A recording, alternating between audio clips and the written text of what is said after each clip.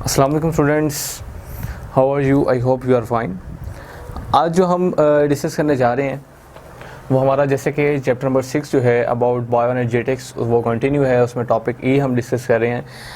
तो टॉपिक ई के हमारे जो कुछ मेजर पोर्शंस हैं जिसमें अगर आप देखें तो हमने सेलुलर रिस्पायरेशन जो है उसको डिस्कस करना है। तो उसमें एरोबिक है, एनारोबिक है, एरोबिक रिस्पायरेशन और एनारोबिक रिस्पायरेशन। इसमें अब अगर हम देखें तो हमने लाइक प्रीवियस लेक्चर में ग्लाइकोलिसिस को डिस्कस किया, ठीक है। अब हम ग्लाइकोलिसिस से जो नेक्स्ट फेज़ है वो कर्ब साइकिल है, ठीक है, उसको जो है डिस्कस करेंगे यहाँ पर। तो इसमें हम यही डिस्कस करेंगे कि जो ग्लूकोज की जो एंड प्रोडक्ट है उससे आगे जो रिएक्शंस हैं वो कैसे स्टार्ट होते हैं, क्लियर। तो उस चीज़ को हम जो है वो यहाँ पर स्टडी करेंगे। लाइक कर्ब साइकिल की अगर आप बात करें तो इसे आप सिट्रिक एसिड साइकिल भी कह सकते हैं। सिट्रिक एसिड साइकिल यानी कर्ब साइकिल को हम सिट्रिक एसिड साइकिल भी कह सकते हैं। इसके बाद हम स्टार्ट करेंगे अपना जो कर्ब साइकिल है, क्योंकि इसमें डिफरेंट फेजेस हैं, इसके डिफरेंट स्टेप्स हैं, ठीक है। तो उसी चीज़ को हम यहाँ पर जो है वो डिस्कस करेंगे कि किस तरह से जो सारा प्रोसेस है कर्ब साइकिल में ये कंप्लीट होता है। लाइक जैसे कि हम जानते हैं कि अगर हम ग्लूकोज की बात करें तो ग्लूकोज हमारे पास जो है C6H12O6, क्लियर। तो जब इसकी ब्रेकडाउन होती है तो इसकी ब्रेकडाउन से हमारे पास जो है ड्यूरिंग ग्लाइकोलिसिस हमारे पास जब ग्लाइकोलिसिस में ग्लूकोज की ब्रेकडाउन हुई तो रिजल्ट में हमें मिला पायरुविक एसिड यानी पायरुवेट C3H4O3, क्लियर। यानी इसके 2 मॉलिक्यूल्स हमें मिले इसकी ब्रेकडाउन से। ये हमारे पास है ग्लूकोज और ये हमारे पास क्या है, पायरुवेट, क्लियर। अब ये जो पायरुवेट है ये डायरेक्टली जो है कर्ब साइकिल में एंटर नहीं होता, ठीक है। सबसे पहले क्या होता है कि पायरुवेट जो है इसकी ऑक्सीडेशन होती है, और ऑक्सीडेशन के रिजल्ट में जो प्रोडक्ट आती है वो एंटर होती है कर्ब साइकिल में या सिट्रिक एसिड साइकिल में, क्लियर। तो अब हमने यही डिस्कस करना है कि जो सबसे पहले तो हमने ये देखना है कि ये जो हमारे पास पायरुवेट बना है ग्लूकोज का एंड प्रोडक्ट जो है, अब इससे आगे जो है रिएक्शन जो है वो इनिशिएट होता है किसमें, कर्ब साइकिल में। तो इसी को अब हम देखेंगे। तो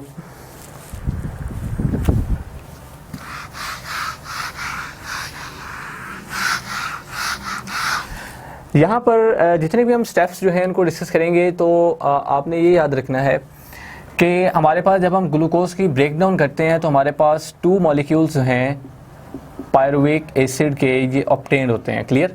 जबकि हम इस रिएक्शन में सिर्फ एक पायरुवेट जो है उसको लेंगे, ठीक है। लाइक सबसे पहले हम क्या करेंगे कि पायरुविक एसिड होगा हमारे पास या पायरुवेट, क्लियर। और पायरुवेट हम जानते हैं कि C3H4O3 है इसका फॉर्मूला, क्लियर। हमने ये डिस्कस किया कि सबसे पहले होगी इस पायरुवेट की ऑक्सीडेशन, क्लियर।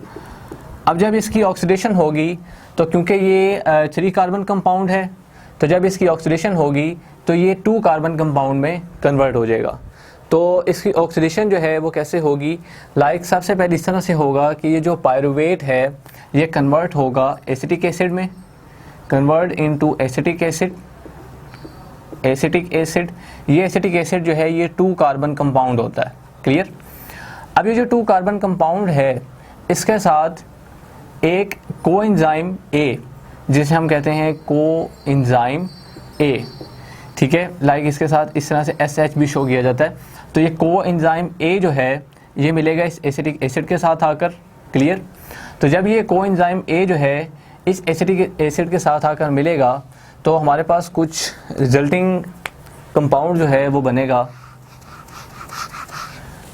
लाइक इस तरह से S single bond C double bond O single bond CH3, clear. तो ये हमारे पास जो है रिजल्टिंग कंपाउंड बनेगा, क्लियर। और इस दौरान क्या होगा कि एक NAD जो है NAD प्लस इसके ज़रिए ऑक्सीडेशन होगी और ये कन्वर्ट होगा NADH में और साथ हमारे पास आएगा एक hydrogen ion, clear.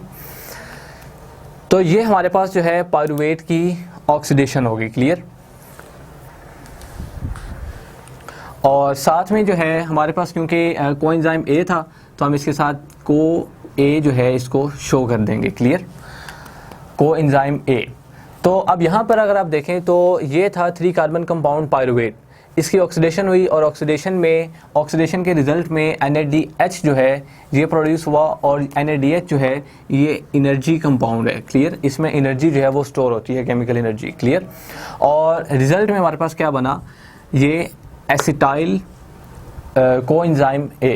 Clear, acetyl coenzyme A. Clear, अब अगर आप ये एसिटाइल कोएंजाइम ए को देखें तो ये 2 कार्बन कंपाउंड है, जिसमें फर्स्ट कार्बन ये है और सेकंड कार्बन ये है, जबकि पायरुवेट जो है उसमें कितनी कार्बन हैं, 3 कार्बन कंपाउंड। तो ये हमारे पास क्या होगा, 2 कार्बन कंपाउंड। क्लियर,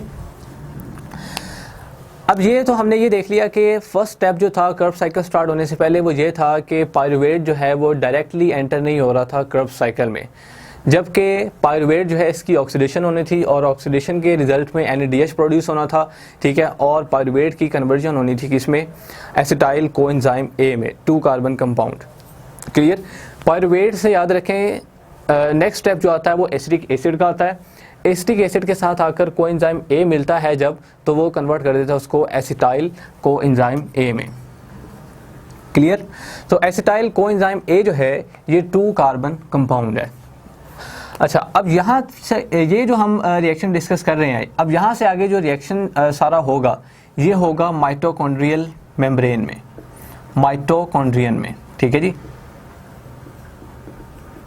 यानी अब यहाँ से जो हम रिएक्शन स्टार्ट करेंगे वो सारा जो है वो कहाँ पे होगा, प्रोसेस माइटोकॉन्ड्रियन में।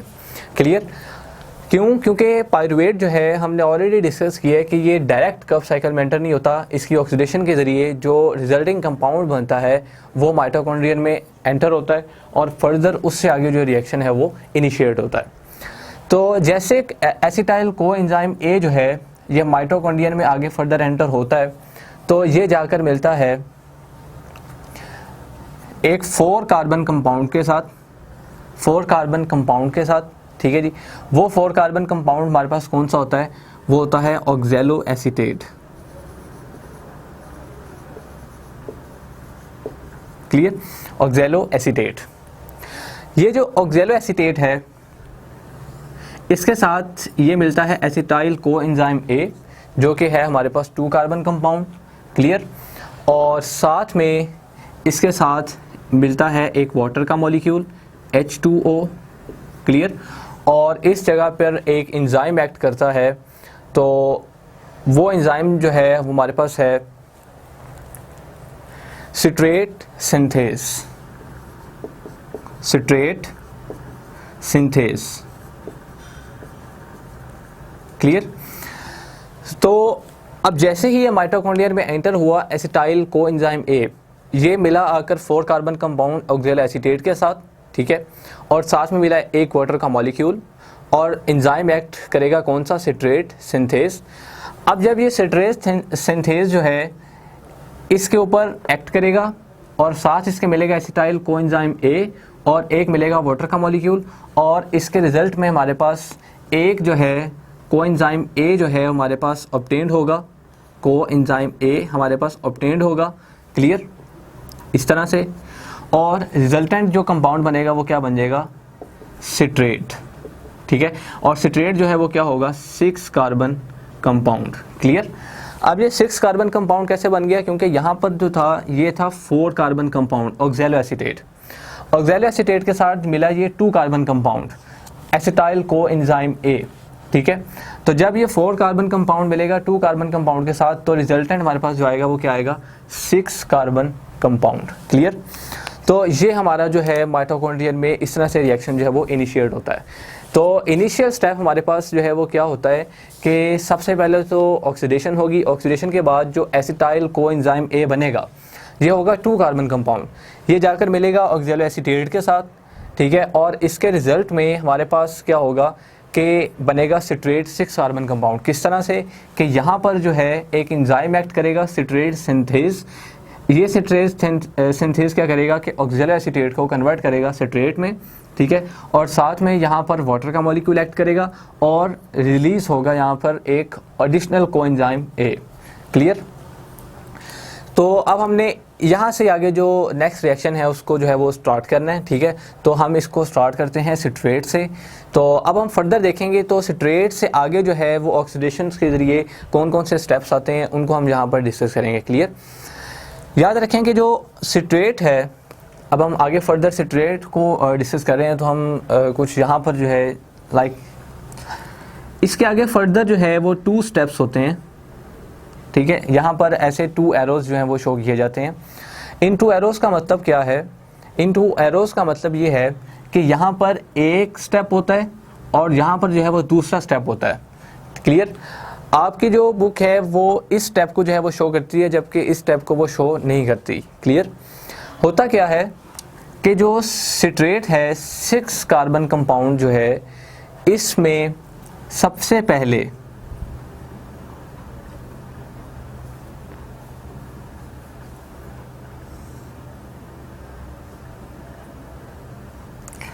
इसमें क्या होता है कि सिट्रेट में यहाँ से एक वाटर का मॉलिक्यूल जो है वो निकलता है। क्लियर। और इस जगह के ऊपर एक एंजाइम एक्ट करता है और उस एंजाइम को कहते हैं एकोनिटेज। एकोनिटेज। क्लियर। ये एकोनिटेज एंजाइम जब यहाँ पर एक्ट करता है और H2O की रिलीजिंग होती है तो यहाँ पर एक इंटरमीडिएट प्रोडक्ट बनती है, उसको हम कहते हैं सिस एकोनिटेट। ठीक है जी। अब ये जो सिस एकोनिटेट बन गया यहाँ पर इस पोजीशन पे, फर्दर अब यहाँ पे क्या होता है कि एक H2 का मॉलिक्यूल जो है वो H2O का मॉलिक्यूल ऐड होता है और सेम एंजाइम ये वाला यहाँ पर एक्ट करता है और इस सिस एकोनिटेट को कन्वर्ट कर देता है आइसोसिट्रेट में। आइसोसिट्रेट में। क्लियर। तो यहाँ पर अब आपने जो है वो रिएक्शन देख लिया कि किस तरह से सिट्रेट से आगे जो आइसोसिट्रेट बनता है। आपकी जो बुक है वो फॉलो करती है डायरेक्ट सिट्रेट से आइसोसिट्रेट को, पर उसमें फर्दर भी हमारे पास ये 2 स्टेप्स होते हैं जिनमें एक स्टेप तो हमारे पास ये है कि यहाँ पर एक इंटरमीडिएट बनता है जिसे हम कहते हैं सिस एकोनिटेट, और ये किसके ज़रिए बनता है? एकोनिटेज एंजाइम के रिएक्शन में H2O के रिलीजिंग से दोबारा H2O ऐड होता है और सिस एकोनिटेट जो है वो कन्वर्ट हो जाता है फ़ौरन आइसोसिट्रेट में। अब ये जो आइसोसिट्रेट है ये भी 6 कार्बन कंपाउंड है। क्लियर। तो अब हम पहुंच गए ऑक्सैलो एसीटेट से हम स्टार्ट हुए, सिट्रेट तक गए, सिट्रेट से अब हम पहुंच गए आइसोसिट्रेट तक। क्लियर। अब हमने देखना है कि आइसोसिट्रेट जो है इसमें फर्दर जो रिएक्शन है वो कैसे होता है परफॉर्म। तो अब हम ये देखें तो आइसोसिट्रेट जो है इसकी होगी ऑक्सीडेटिव डीकार्बोक्सिलेशन। ऑक्सीडेटिव डीकार्बोक्सिलेशन का मतलब ये है कि आइसोसिट्रेट जो है इसमें से एक कार्बन जो है वो रिमूव होगी in the form of carbon dioxide. Clear. तो जब एक कार्बन जो है वो रिमूव हो जाएगी तो यहाँ पर रिजल्टिंग कंपाउंड जो बनेगा वो 5 कार्बन कंपाउंड होगा। ठीक है जी। तो वो 5 कार्बन कंपाउंड जो है वो कौन सा बनेगा? वो बनेगा अल्फा कीटो ग्लूटारेट। क्लियर। और ये होगा 5 कार्बन कंपाउंड। क्लियर। और इसके रिजल्ट में क्योंकि इसकी ऑक्सीडेटिव डीकार्बोक्सिलेशन होगी तो ऑक्सीडेटिव डीकार्बोक्सिलेशन जब होगी तो इसका मतलब है कि आइसोसिट्रेट से एक कार्बन जो है वो रिमूव होगा in the form of carbon dioxide और साथ में एक NaDH का मॉलिक्यूल जो है वो प्रोड्यूस होगा। तो NaDH का मॉलिक्यूल जो है वो किस तरह से प्रोड्यूस होगा कि यहाँ पर जो है एक NAD जो है वो एक्ट करेगा आकर और वो बना देगा क्या? NaDH। ठीक है। Also energy molecule. क्लियर। तो अब आप यहाँ पर देखें तो हमारे पास बन चुका है अल्फा कीटो ग्लूटारेट जो कि है 5 कार्बन कंपाउंड। अब इससे आगे जो है हमारे पास फर्दर 3 स्टेप्स होते हैं। क्लियर। जैसे कि फॉर एग्जांपल अगर हम देखें तो एक स्टेप, सेकंड और थर्ड स्टेप। क्लियर। अब जो अल्फा कीटो ग्लूटारेट है इसकी फर्दर सेकेंड ऑक्सीडेटिव डीकार्बोक्सिलेशन होती है, यानी कि यहाँ पर होती है फर्स्ट ऑक्सीडेटिव डीकार्बोक्सिलेशन और अल्फा कीटो ग्लूटारेट से आगे जो है यानी इसकी जो है वो सेकेंड ऑक्सीडेटिव डीकार्बोक्सिलेशन होगी। तो जब इसकी सेकेंड ऑक्सीडेटिव डीकार्बोक्सिलेशन होगी तो इसका मतलब ये है कि 5 कार्बन कंपाउंड जो है इसमें से एक कार्बन जो है वो in the form of carbon dioxide जो है वो रिमूव हो जाएगी, लाइक इस तरह से। क्लियर। और क्योंकि ऑक्सीडेटिव डीकार्बोक्सिलेशन है तो इसके रिजल्ट में जो है वो एक NADH जो है वो भी प्रोड्यूस होगा।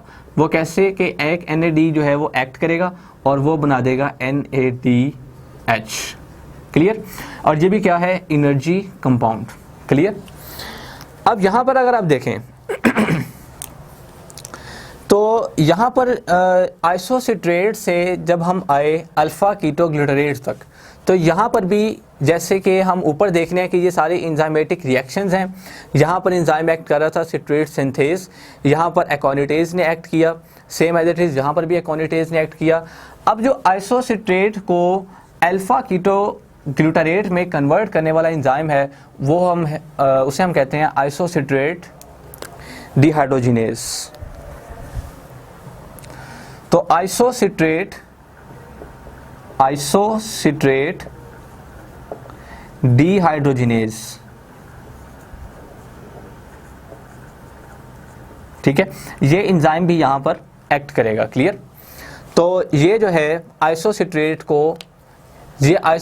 डिहाइड्रोजिनेज क्या करेगा कि आइसोसिट्रेट को कन्वर्ट करेगा किसमें, अल्फा कीटो ग्लूटारेट में। क्लियर। अब अल्फा कीटो ग्लूटारेट जो है वो क्योंकि 5 कार्बन कंपाउंड रह गया, अब इसकी फर्दर सेकेंड ऑक्सीडेटिव डीकार्बोक्सिलेशन हुई जिसके रिजल्ट में यहाँ से एक कार्बन जो है in the form of carbon dioxide remove हुई और ऑक्सीडेटिव डीकार्बोक्सिलेशन थी जिसके रिजल्ट में NADH प्रोड्यूस हुआ NAD प्लस के एक्ट की वजह से। क्लियर। अब फर्दर अगर आप यहाँ पर देखें ये स्टेप, ठीक है, तो इस स्टेप में आपके पास बनेगा एक इंटरमीडिएट। ठीक है, वो इंटरमीडिएट आपके पास कौन सा होगा, वो होगा succinyl coenzyme A। Succinyl coenzyme A। Clear. तो यहाँ पर ये एक इंटरमीडिएट बनेगा। अब ये इंटरमीडिएट जो है वो किसके ज़रिए बनेगा, ये इंटरमीडिएट बनेगा एक एंजाइम के ज़रिए। वो एंजाइम हमारे पास कौन सा होगा, alpha keto glutarate dehydrogenase. Clear.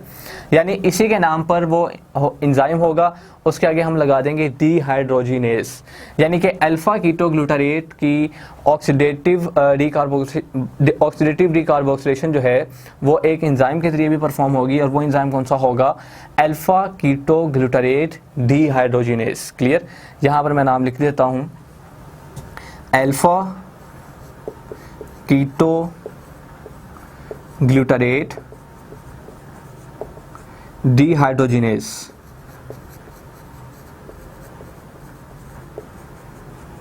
Clear. ये एंजाइम कहाँ एक्ट करेगा, यहाँ पर। ठीक है, इस रिएक्शन में। तो यहाँ पर जो हमारे पास इंटरमीडिएट बनेगा वो होगा succinyl coenzyme A।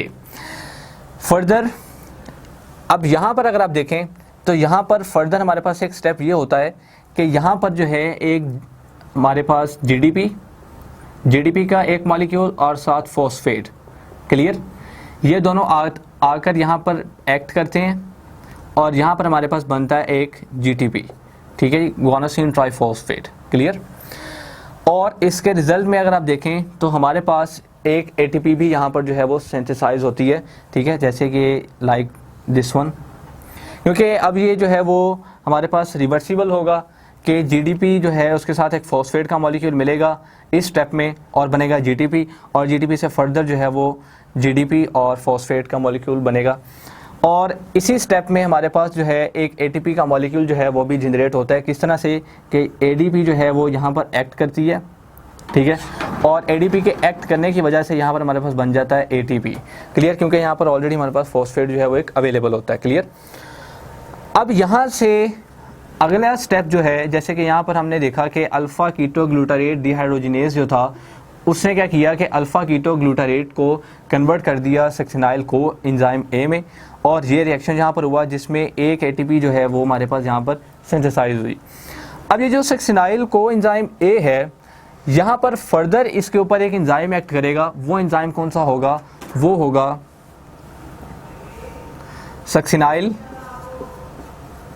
Succinyl coenzyme A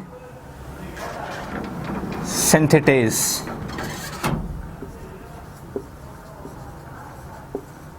ठीक है जी, ये एंजाइम जो है ये एक्ट करेगा कहाँ पर? इस जगह पे। क्लियर।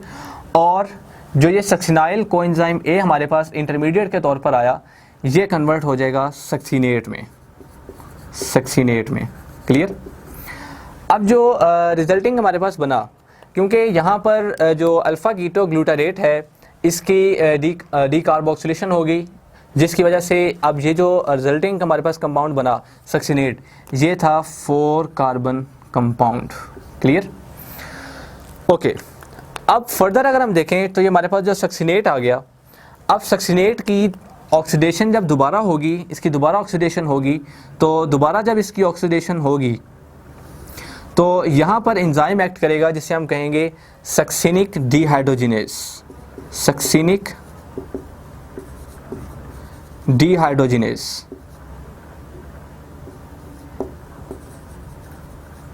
ठीक है, लाइक यहाँ पर जो है एक एंजाइम एक्ट करेगा सक्सिनिक डिहाइड्रोजिनेज। ठीक है, और साथ में क्योंकि इसकी ऑक्सीडेशन होगी, पर ऑक्सीडेशन जो है वो इस तरह से होगी, लाइक अगर आप सबसे पीछे रिएक्शन में देखें तो NAD+ एक्ट कर रहा है।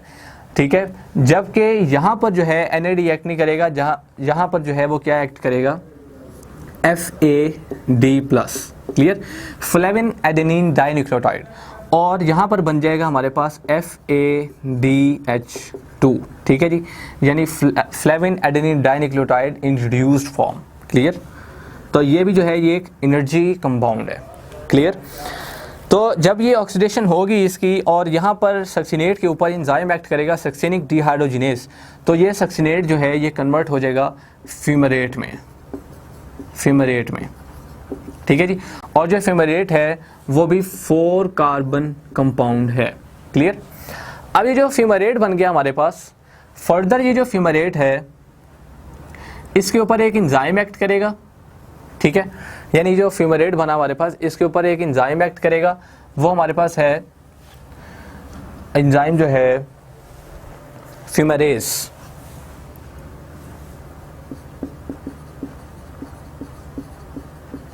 ये फ्यूमरेज एंजाइम जो है यहाँ पर एक्ट करेगा, और ये जो फ्यूमरेट है ये कन्वर्ट हो जाएगा हमारे पास मैलेट में by the addition of one water molecule. ठीक है जी, तो फ्यूमरेट से हमारे पास क्या बन जाएगा? मैलेट। क्लियर। अब ये जो मैलेट है ये भी जो है ये 4 कार्बन कंपाउंड है। क्लियर। अब ये जो मैलेट है इसकी भी फर्दर अगर आप देखें तो इसकी ऑक्सीडेशन होगी। ठीक है, और इसकी जो ऑक्सीडेशन होगी उसके रिजल्ट में हमारे पास क्या बनेगा? फर्दर यहाँ से अगर आप देखें तो मैलेट जो है इसकी ऑक्सीडेशन होगी, और इस रिजल्ट में जो है NAD जो है वो एक्ट करेगा और बनाएगा NADH। क्लियर। यानी ये भी एक एनर्जी कंपाउंड यहाँ पर जनरेट होगा हमारे पास। क्लियर। तो मैलेट जो है वो दोबारा आगे जो है वो ऑक्सैलो एसीटेट में कन्वर्ट हो जाएगा, ये ऑक्सीडेशन के ज़रिए। तो इसकी जो ऑक्सीडेशन है वो कौन करवाएगा? वो हमारे पास एक एंजाइम है जिसे हम कहते हैं malate dehydrogenase. Malate dehydrogenase. Clear. तो मैलेट डिहाइड्रोजिनेज जो है वो क्या करेगा कि फर्दर जो मैलेट है उसको कन्वर्ट कर देगा ऑक्सैलो एसीटेट में। अब ये जो ऑक्सैलो एसीटेट है फर्दर ये रिएक्शन में जो है वो इसके साथ फर्दर आगे एसिटाइल कोएंजाइम ए मिलेगा, और फिर सिट्रेट बनेगा, और सिट्रेट से आगे फर्दर ये रिएक्शन जो है इस तरह से कंटिन्यू रहेगा। क्लियर। तो अब आप ये देखें कि हम जो है डिस्कस कर रहे थे सिर्फ 1 पायरुवेट को, क्योंकि अगर आप ग्लूकोज की जैसे बात करें तो हमने कहा था कि ग्लूकोज जो है इसके जब इसकी यानी कि ग्लाइकोलिसिस होती है तो 2 मॉलिक्यूल जो हैं पायरुवेट के वो ओरिजिनेट होते हैं। क्लियर। पर हमने यहाँ पर क्या किया कि 1 पायरुवेट को डिस्कस किया। इसका मतलब ये है कि हम हाफ ग्लूकोज के मॉलिक्यूल को यहाँ पर जो है वो डिस्कस कर रहे हैं कि हाफ ग्लूकोज के मॉलिक्यूल जो है उसके ये जो कर्व साइकिल है उसमें इसका किस तरह से जो प्रोडक्ट्स हैं वो बनती हैं। तो अब यहाँ पे अगर आप देखें तो आपको एक NADH का मॉलिक्यूल जहाँ पे मिला 1, ठीक है, और साथ में दूसरा जो है वो ये है आपके पास NADH, क्लियर। इसी तरह से जो एक आपको मिला ये FADH2, ठीक है, थर्ड पे, और एक आपको यहाँ पर ATP ऑब्टेन हुआ, क्लियर, लाइक फोर्थ पे आपको ATP ऑब्टेन हो गया, देन फिफ्थ NADH, क्लियर, और साथ में अगर आप यहाँ पर देखें तो ये भी आपको एक जो है वो NADH जो है वो ऑब्टेन हो गया, क्लियर। तो ये आपके पास जो है ये एनर्जी कंपाउंड्स आपको ऑब्टेन हुए, ठीक है, जिसमें आपको NADH के मॉलिक्यूल, जिसमें एक NADH ये, एक NADH ये और तीसरा NADH ये मिला आपको, फोर्थ NADH आपको ये ऑब्टेन हुआ, क्लियर। तो आपको 4 NADH मिल गए, इसमें एक आपको मिला FADH2, ठीक है, और साथ में एक आपको ATP का मॉलिक्यूल मिला, क्लियर। तो ये हमने डिस्कस किया हाफ मॉलिक्यूल के लिए। और अगर आप यहाँ पर 2 पायरुवेट लिखते हैं तो आप सबके साथ जो है वो 2 लगा देंगे, क्योंकि फिर वो एक कंप्लीट ग्लूकोज का मॉलिक्यूल जो है वो हो जाएगा। तो यहाँ पर जो है हम हाफ ग्लूकोज के मॉलिक्यूल को डिस्कस कर रहे हैं, तो इस 1 ग्लूकोज के मॉलिक्यूल के लिए हम एवरी कंपाउंड जो है उसको 2 के साथ मल्टीप्लाई कर देंगे, तो हमारे पास एक कंप्लीट 1 ग्लूकोज की जो मॉलिक्यूल है उसकी अमाउंट आ जाएगी। तो अगर आप ये देखना चाहें कि आपके पास कितनी एनर्जी ऑब्टेन हुई, तो याद रखें कि यहाँ पर आपको NADH के मॉलिक्यूल मिले हैं, ठीक है, NADH के मॉलिक्यूल यहाँ पर मिले हैं आपको, यहाँ पर आपको एक जो है वो FADH2 का मॉलिक्यूल भी मिला है, क्लियर। और जो NADH है इसके अंदर 3 ATP के मॉलिक्यूल के बराबर एनर्जी होती है और इसमें 2 ATP के मॉलिक्यूल के बराबर जो है वो एनर्जी होती है, क्लियर। तो अगर आपके पास एक NADH का मॉलिक्यूल है तो इसका मतलब है कि आपके पास 3 ATP के मॉलिक्यूल के बराबर एनर्जी है, और अगर आपके पास FADH2 का एक मॉलिक्यूल है तो इसका मतलब है 2 ATP के मॉलिक्यूल के बराबर आपके पास एनर्जी है, और अगर ATP ही इटसेल्फ है तो वो आपके पास ATP ही होगा। अब अगर आपसे पूछा जाए कि अगर हमने ग्लूकोज का 1 मॉलिक्यूल लें तो ग्लूकोज के 1 मॉलिक्यूल में ड्यूरिंग कर्व साइकिल जब ये सारा प्रोसेस होता है तो हमारे पास कितने ATP के मॉलिक्यूल आते हैं, तो 1 ग्लूकोज के मॉलिक्यूल के लिए 2 ATP हमें मिलेंगे, जबकि हाफ ग्लूकोज के मॉलिक्यूल को जब हमने डिस्कस किया तो हमारे पास 1 ATP ऑब्टेन्ड होगा, क्लियर यहाँ पर। तो सेम इस तरह से जब हम 1 ग्लूकोज का जो मॉलिक्यूल है उसको डिस्कस करेंगे तो हम क्या करेंगे कि इन सारी अमाउंट्स को डबल कर देंगे, 2 से मल्टीप्लाई कर देंगे जितनी भी हमारे पास प्रोडक्ट्स आ रही हैं, क्लियर। तो ये हमारे पास जो था ये पायरुवेट था, उसकी जो ऑक्सीडेशन हुई, ठीक है, और फिर कर्व साइकिल यहाँ से स्टार्ट हुआ, ठीक है, लाइक एसिटाइल कोएंजाइम A से आगे फर्दर जो है ये सारा कर्व साइकिल था हमारे पास, जिसमें मैंने आपको एंजाइमेटिक रिएक्शंस के जरिए बताया सारा, ठीक है। और जो इंटरमीडिएट्स बनते थे, आपकी जो बुक है उसमें क्योंकि इंटरमीडिएट्स को डिस्कस नहीं किया हुआ तो हमने कुछ इंटरमीडिएट्स को भी डिस्कस किया और ये भी देखा कि कौन कौन से एंजाइम्स जो हैं वो रिएक्शन को कैरी आउट करवाते हैं, क्योंकि these are the chemical reactions and chemical reactions are performed by certain enzymes in our body, clear. तो ये हमारे पास डिफरेंट इसके स्टेप्स हैं कर्व साइकिल के, इसे हम जो है वो सिट्रिक एसिड साइकिल भी जो है कह सकते हैं। तो ये इसमें से कुछ जो भी आपसे क्वेश्चन पूछे जाएं अब आप वो इसमें से इजीली बता सकते हैं, ठीक है। और ये जो 2 टर्म्स हैं इनको आप लाजमी जो है याद रखें। नेक्स्ट लेक्चर में हम डिस्कस करेंगे इलेक्ट्रॉन ट्रांसपोर्ट चेन के बारे में, और उसी में हम जो है कुछ जो ATP की कैलकुलेशन है कि किस तरह से सेलुलर रिस्पिरेशन के दौरान जो ATP की कैलकुलेशन है उसको भी हम परफॉर्म कर सकते हैं, तो वो भी हम चेक करेंगे। तो ये हमारा जो कर्व साइकिल था ये यहाँ पर जो है कंप्लीट हो गया। Okay, thanks.